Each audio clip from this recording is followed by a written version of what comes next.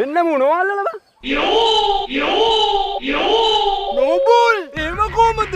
ඔයා නොවලන්න මාතින් කඩවුණු නීතිය මොකද්ද?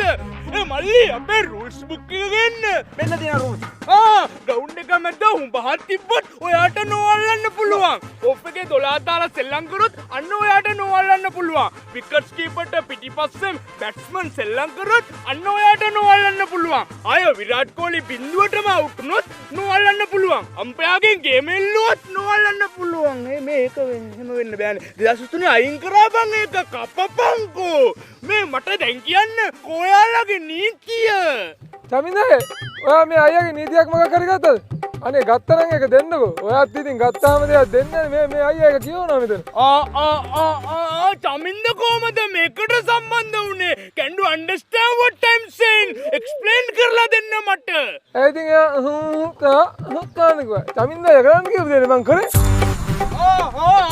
චමින්දේ අර සිග්නල් එක දෙනකොට මෙයා මේ නොවල්ලනවා. ඒකයි මෙතන උනේ. ඒ අපේ දිනාගෙන එනකොට බිම්බෝතයි දෙකට අරින්න. අඩෝ චමින්දයා උඹ දේ වංචාව කළේ. ඔකම ඇද කරලා